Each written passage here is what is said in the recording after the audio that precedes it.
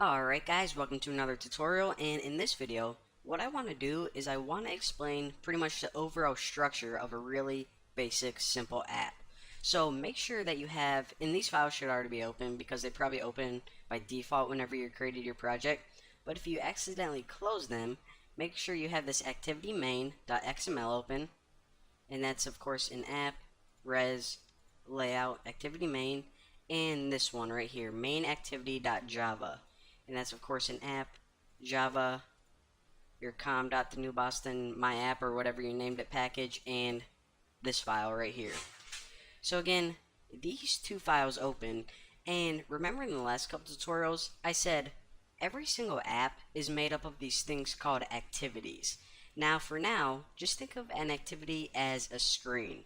So if you're making an app for, I don't know, like your website, you might have an activity for your profile page, you might have an activity for the home screen, you might have an activity for like the about section for your company or something, I don't know.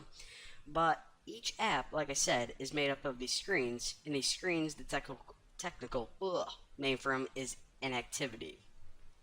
So, with that being said, we can now talk about this. Each activity within your app is made up of two parts. The first part is the part we see right here. It's the user interface. It's where all your colors, your text, pretty much the design of your activity is going to be right here in this XML file. Now the brains of your activity is this Java file right here. For example, whenever you have a button on your activity and you click it, well, you need to tell that button to do something. So the smart intelligence of your activity is going to be all in this code, the Java file. So again, your app is made up of activities, different screens. Now each screen has pretty much a user interface, the design, and the smarts of it, or the brains of it, and that's a Java class. So pretty much, if we ever wanted to make another activity, what we would do is we would create a new class with a new name and a new XML file. Simple enough. So now that we understand pretty much the basic overview of what an activity is and what they're made up of, we can start talking about the different components of it. So hop over to this XML file, which I said is pretty much the interface, the layout of your entire app, what it looks like. Now, if you look at the bottom, we have two different tabs right here, the design view and the text view. Now, I want to mention this because this might confuse some people. This is actually just two different views of the same exact file.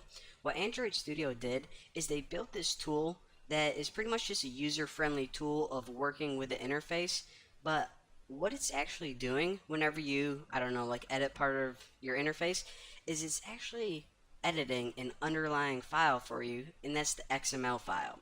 So you can either do that with the design tool by dragging and dropping stuff and editing some settings, or just editing the source code directly. So let's actually go ahead and look at an example of this. The first thing I want to do is get rid of this. So hop over to your XML file in design view, click on this hello world, and then just hit delete on your keyboard. So we have a blank nothing here. So the first thing I probably should mention is this. What you can do to each of your activities is you can add widgets to them. Now widgets are just little thingies that you add to your interface, and I say thingies because there's not really one word to describe all these things. For example, let's add one of these large text areas, and this is pretty much to add any static, not changing text. So let's just go ahead and drag that in the middle and type anything you want. So if you actually drag it in the middle, you're going to see these little green grid lines, and that's just to align everything properly. Now if you double click this, then you can edit the text of it, and I'm just going to type in like the new Boston, hit enter, and it changes. So it's really intuitive like that, not really hard to figure out. So you can also add some more widgets if you want. Again, like I said, I'm just demonstrating how to use the basic tools, so feel free to drag any of these widgets on if you just want to play around with it. For example, you have radio buttons and progress bars, all that stuff. So again, widgets are just thingies that you can add to your interface. Now again, you can either do that in design mode or text mode. So whenever you click text mode, it actually shows you a little preview right here, which is actually nice. So let's go ahead and just add one little property. So in your XML file right here, just so I don't leave you guys hanging and I do explain everything. If you guys never worked with XML before, it's pretty much like HTML, but you can use cool names for your tags. So if you don't know HTML or XML, then I'll probably recommend going to watch those tutorials. But as long as you know HTML, then you guys will probably be able to follow along with these tutorials fine. So again, a real quick overview. We're going to be talking about this in detail later on. This tutorial is just to give you guys a basic understanding. So right now, our main tag right here is a relative layout. Now, a layout is just a general overview of it's saying how widgets should be positioned on the screen. And there are different types of layouts that we can have, but it's pretty much the overall rules of how things can be laid out.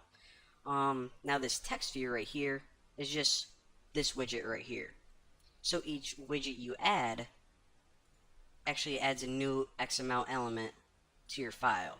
So say that we wanted to change the background color of this right here. Well, what we would do is actually go up to relative layout and add a new attribute. For right now, I just want to show you guys, if you type Android colon and type background, then what you can do is you can actually type in a value here. Now this is actually one of my favorite colors, 006699. It's a blue color that I use on my website a lot. So again, you can also pretty much edit the interface this way through the source code. So again, the XML is your interface. We looked at how to change it with design, this design tool, and we're probably going to be using this one more often. And also the source code directly is pretty much just like a website, kind of like Dreamweaver if you ever use that.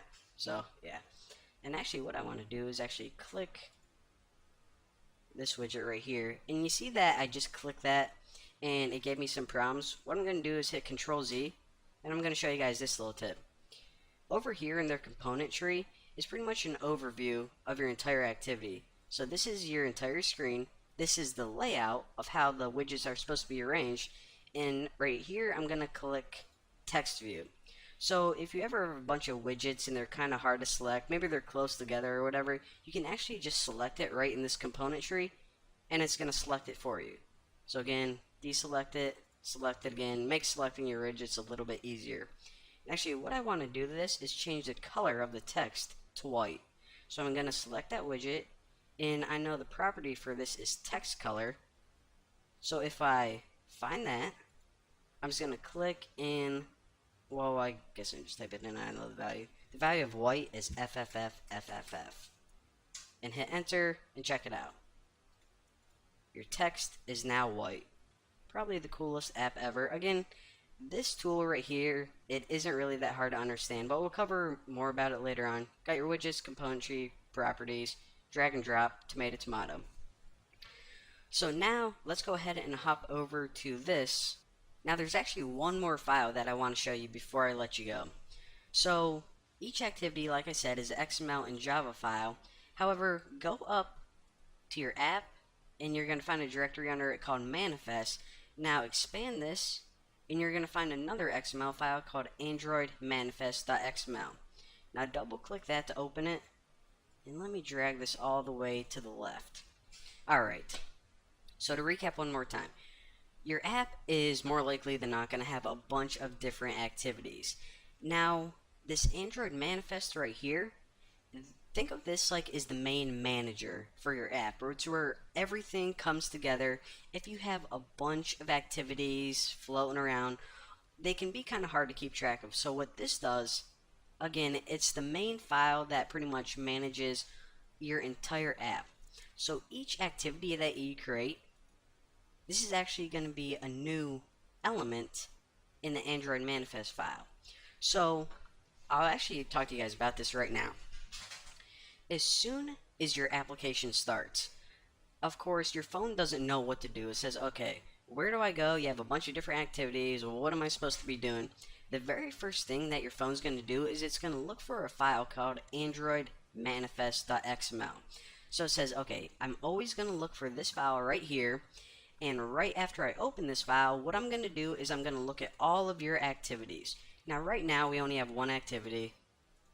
so it shouldn't take it too long to find, but it's going to look through all your activities right here, and it's going to look for a property called, actually all these properties are kind of important, but it's going to look for a property called launcher.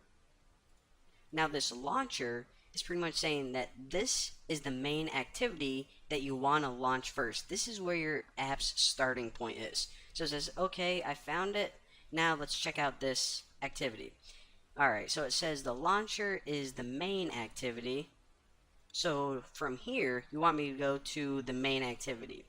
So it hops over here, and then it says, okay, well, what's the deal with this main activity? Well, all of this we'll talk about later. Essentially, all this activity does right now is it sets this as your layout, activity underscore main, right there. So again, 3 very important files, but that's essentially all our app is doing right here. Again, I'm going to be covering the details of everything later on, but your phone is going to look at this first, Android manifest.xml.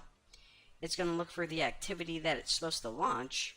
Now, ours says go to main activity, and all main activity does right now, can't talk, is it launches this layout. So what the user does is they click to open this app, and they see this layout, but now we know what's going on behind the scenes, so we can edit it and start making some really awesome stuff. So for now, thank you guys for watching. Don't forget to subscribe, and, well, I'll see you guys later.